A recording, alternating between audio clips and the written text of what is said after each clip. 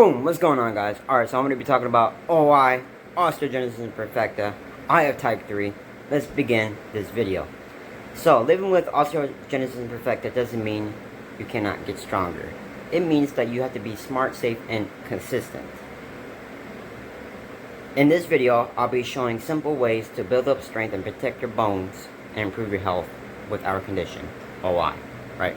So I know what it takes. I'm 28 years old. I've been having OI since birth, right?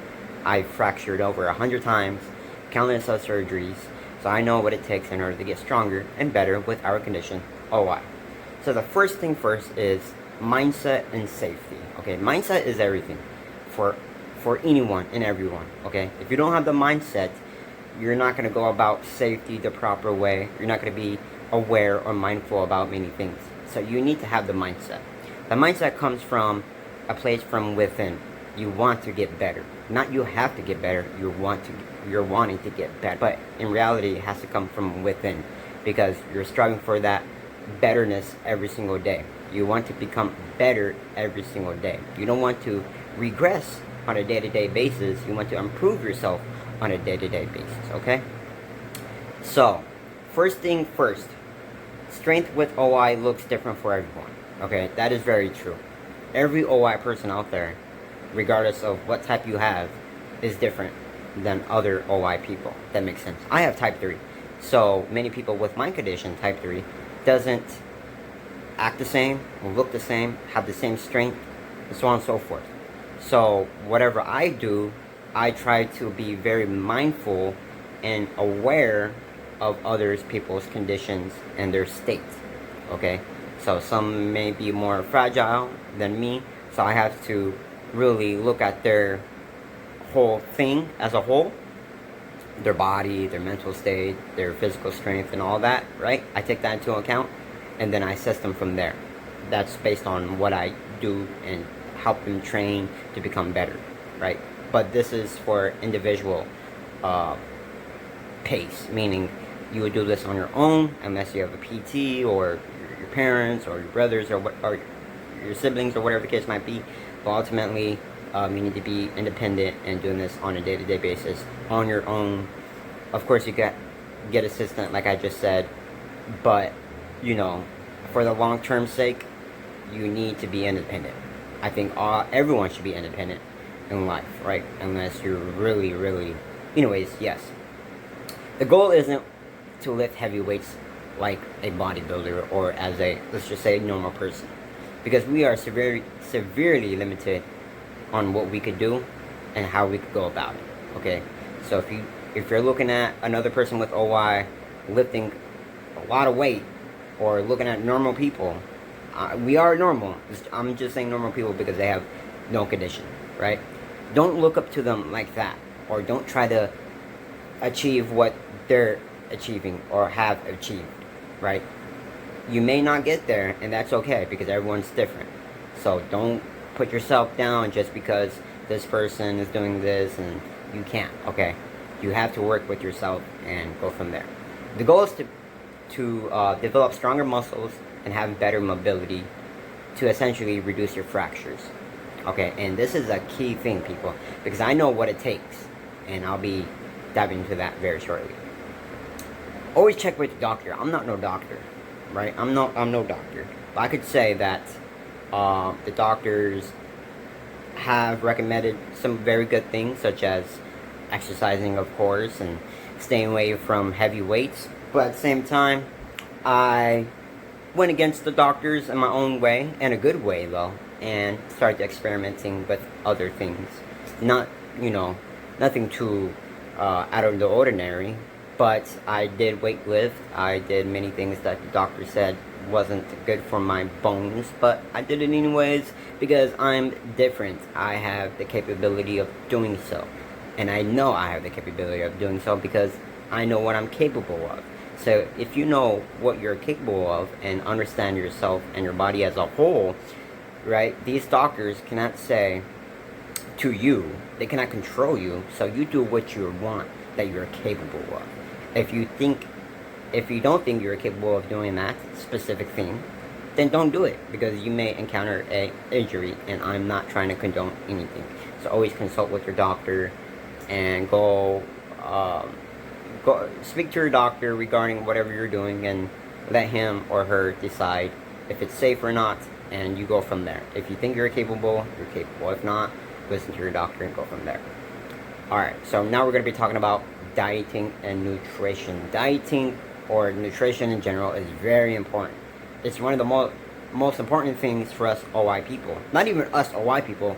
Everyone who is living needs to focus on nutrition, because a lot of people develop health issues, bone issues, mental health issues. The list goes on and on and on. Nutrition itself actually affects the whole body as a whole. Mentally, spiritually, physically, all the above gets greatly affected by your nutrition state. Make sure you're always striving for healthy foods, healthy sources of protein, fats, and carbs. Okay, you don't want to be indulging or binging on junk foods all the time, especially with our condition OI. We are more vulnerable. So that's why I always stress that to everyone with OI and without OI. Nutrition is the key for a long term to sustain healthy a body, to sustain a healthy body, essentially, right? If you always have a bad nutrition in place, or if you're always eating like crap on a day-to-day basis, you are at risk for more injuries if compared to if you were eating healthy. Because healthy foods, such as healthy proteins, healthy fats, and healthy carbs, vegetables, fruits, stuff like that, they provide the body with healthy vitamins and nutrients, which nourishes the body in a healthy way, therefore making your body stronger, more resilient. And when you don't get these healthy vitamins, or these important vitamins and minerals, your body is now more vulnerable, right, from the outside forces and stuff like that. So your bones are actually weaker as you eat junk food on a day-to-day basis. So we don't want that. We want to nourish ourselves on a day-to-day basis with healthy foods. Okay, a simple Google research: what are healthy sources of carbs, healthy sources of fats and proteins? Okay, you know what junk food is: chips, candy, sodas, anything excessively loaded with sugar and stuff like that are typically junk food. Okay, but the main things you really want to focus are healthy sources of protein. So you want to eat lean meats, beans, eggs, dairy, so on and so forth. Protein is very vital for your muscles and the body as a whole. It's very important for all aspects of people. OI or not, protein is very important. Especially if you're eating junk food, like 99% of the time, you're probably deficient in protein. So make sure you're getting a lot of protein in, healthy proteins in, I should say, to sustain to promote a healthy, strong body. Okay, people? Vitamin D and calcium are very important, right? Vitamin D can come from your supplements, right? A lot of doctors will recommend supplementing your vitamin D and your calcium. So if that's the case for you, knowing that is probably true, then go about consuming your vitamin D and or calcium supplements, right? But you could get these nutrients from food as well, because what I just said, the supplements are supplements. You could actually get it from a whole source, meaning the food source, right? But it's easier to get it from a supplement form because it's in the form already. Your body doesn't have to do anything as much compared to eating the food, right? And you may have to eat more food in order to reach the adequate amount of, let's just say, vitamin D or calcium to essentially hit your goals, right? If that makes sense. So always, like I said, still strive for the healthy foods that contains the most vital vitamins and minerals, nutrients, right? So your vegetables, your healthy sources of protein, fats, and carbs, they will all provide the essential and vital nutrients that your body needs in order to promote a healthy and strong body. Okay, if you do that, right, you'll become more resilient, more stronger. You'll reduce your fracture, vulnerability states, and overall your long-term aspect will be improved dramatically. Okay, so these vitamin D3 and calcium come from vegetables and stuff like that. So always make sure you're getting vegetables in. At least some some of the vegetables on a day-to-day basis. I'm not saying you should eat vegetables throughout the day, but you should be getting some of vegetables in on a day-to-day basis. So, you know, if you're eating vegetables at dinner time only, okay, good. That's better than nothing. You know what I mean? But just try to strive for healthy eating. You know, the vegetables and the healthy sources of foods. Try to refrain from junk foods. Okay, junk foods doesn't provide much other than dead calories or empty calories, meaning it will just make you fat rather than improving your health in the long run, right? So we got those two parts down. Now part number 3, which is exercising. Now I know we are severely limited, especially because every OI person is different. I've been there, I've done that, I've experimented, went through different routes in order to become stronger, and I tested it on myself. I was a experimental lab rat, if you could say, experimenting with many different things in order to see a different outcome, to improve my health overall, essentially, right?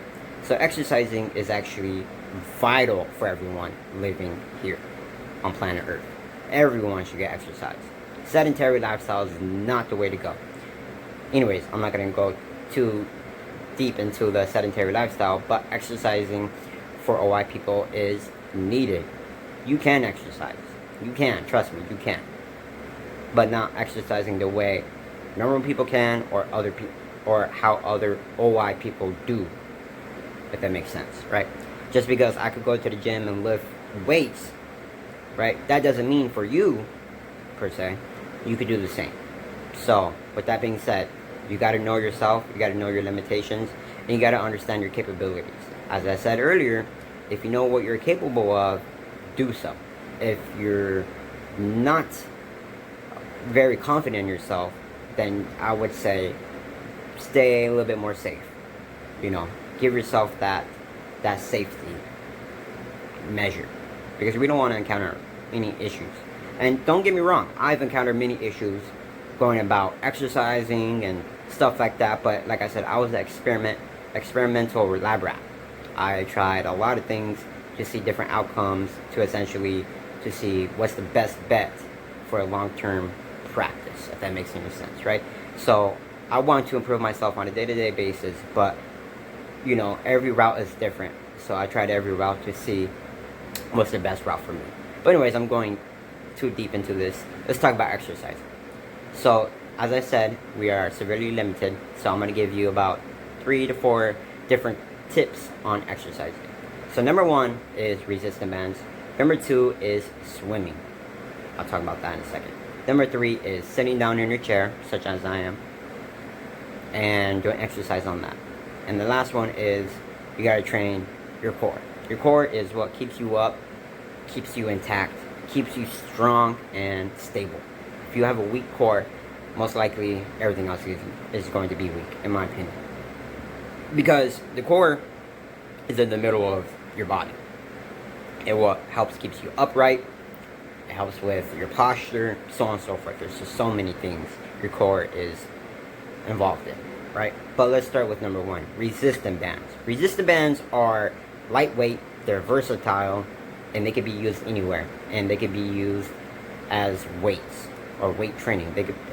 It's a substitute for actual weights. You know, the dumbbells, the barbells, the actual weights. Resistance bands are very light, so if you try to drop it on you, or if you did it on accident, whatever the case might be, it's not going to crush your bones. They're very lightweight, and in fact, I have several pair right beneath me right now. I use resistance bands on a day-to-day basis. Yes, I do use real weights as well, but I use resistance bands because they're much safer, and I use them at home for safety reasons, right? Resistance bands are versatile, so they could be used anywhere and everywhere. They could be used in your bed, they could be used in your wheelchair, they could be used anywhere, right? Resistance bands are the way to go, in my opinion. They're very lightweight, they're stretchy, and you could go about progressive overload, as in getting stronger, with different types of resistance bands. So there are different types of resistance bands. You got, you know, the easy kind, the medium kind, the hard kind, and the very hard kind, right? There's all different types of resistance bands. So you go about the resistance bands based on your strength levels. So if you're very strong, go with the medium type of resistant bands. The medium resistant type of resistant bands. If you're very weak and vulnerable and very fragile, I would recommend going with the lightest band, the stretchiest band, the least resistant type of a band, right? And it will actually say on the resistant bands how much pounds of force or of a stretch it could utilize or go about, right? It will tell you 1 to 5 pounds, 10 to 20 pounds, 30 to 50 pounds, and that will actually tell you how strong or how heavy in this case is the resistant bands. It's not really how heavy it is, it's how much resistance it has, because resistant bands are very light.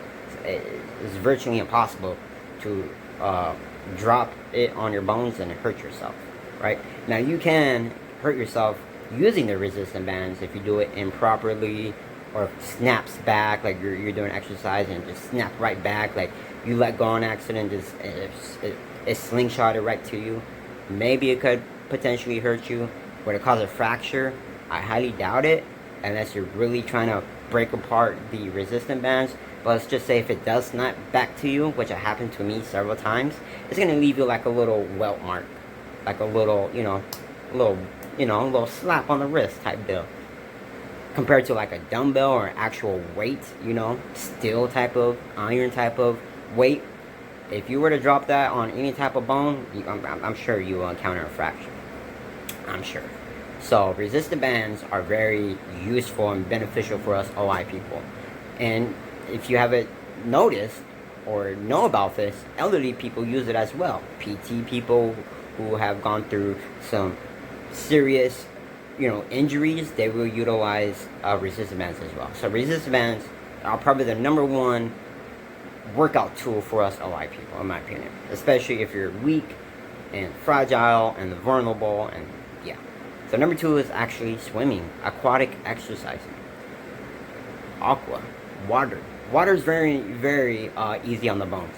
When you submerge yourself in water, or when you go into the pool, the water, right, or the ocean, whatever, the river, the lake, whatever pool of water you're going into, it actually makes it easier on your bones. You can actually move around freely without the risk of injury, because it's different in the water versus out the water. Gravity plays different.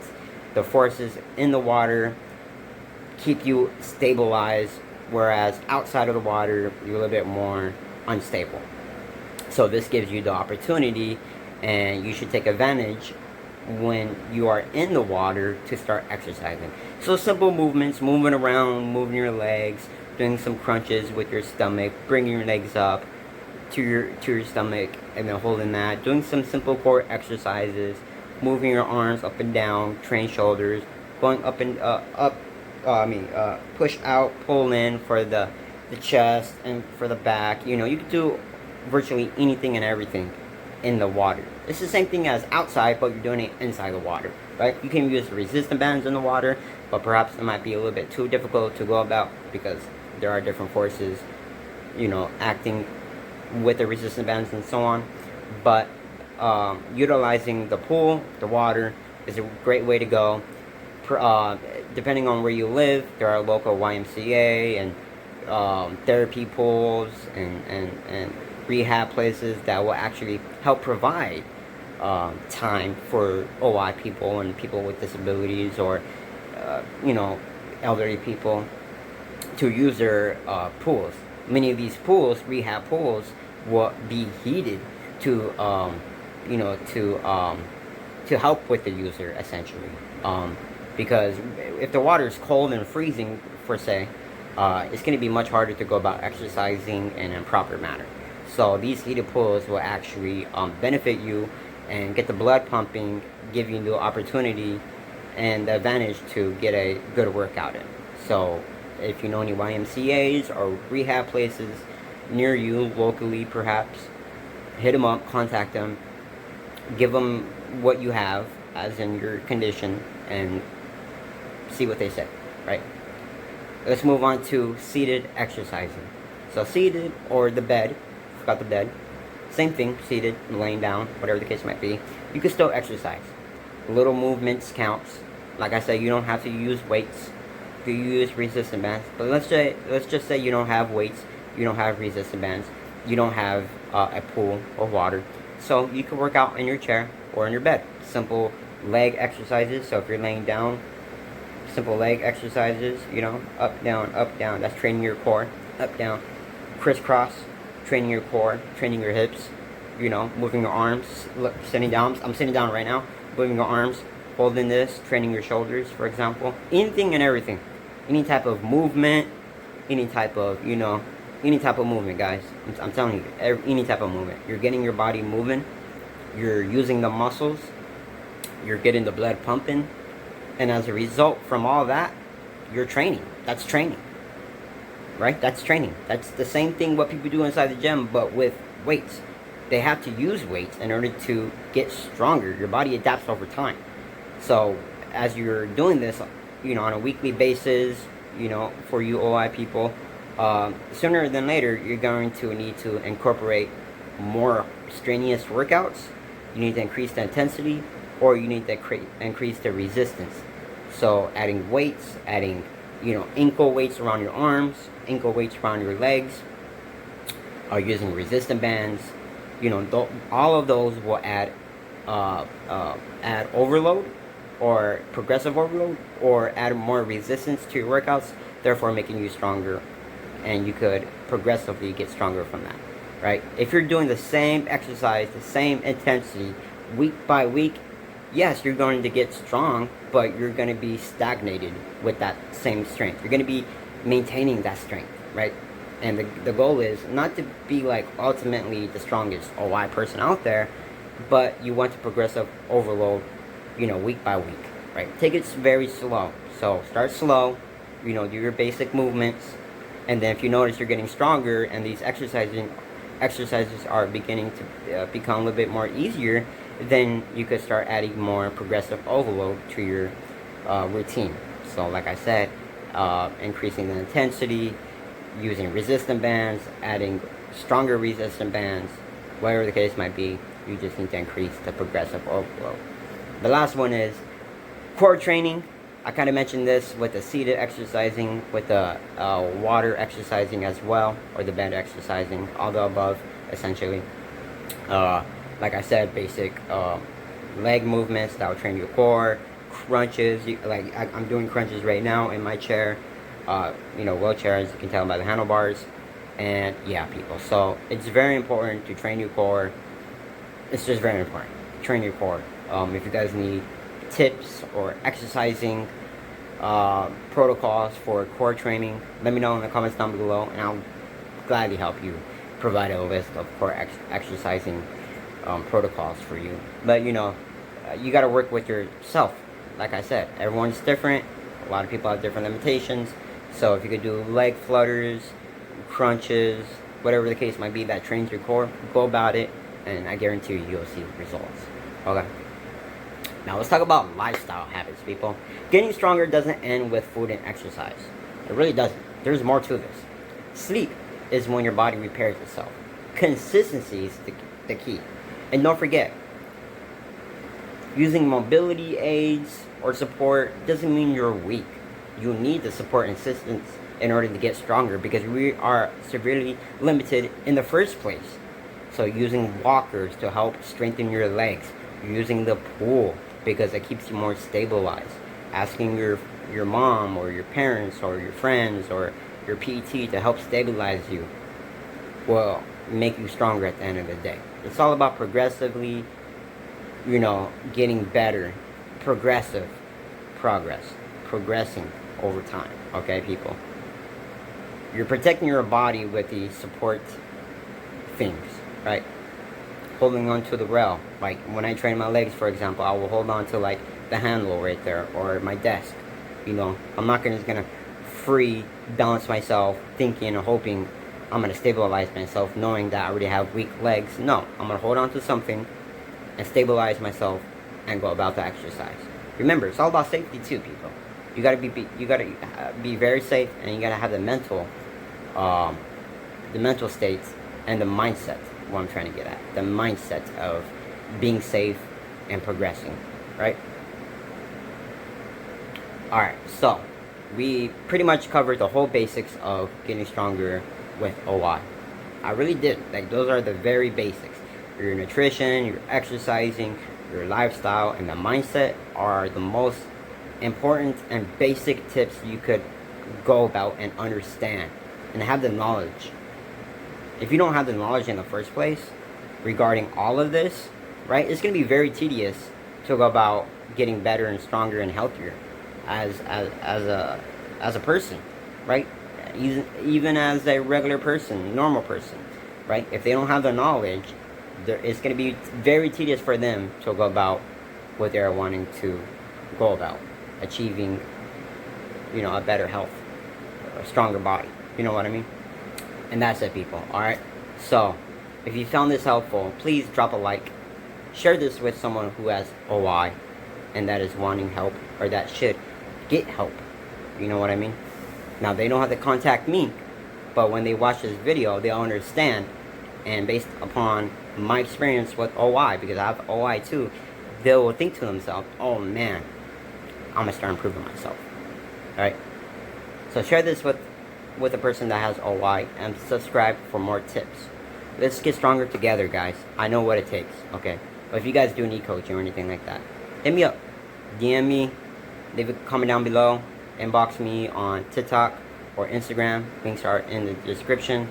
If you guys want to support me, my Patreon is in the description as well. I also got Cash App if you guys want to do some Cash App. If you need some training, I can help formulate a plan. If you need help with your dieting and nutrition, if you need help with weight loss, gaining weight, gaining muscle, whatever the case might be, I got you. I'm your man. Hit me up. As I said, comment down below, DM me on my social medias. Links are in the description. Thank you for watching. Subscribe to stay tuned in.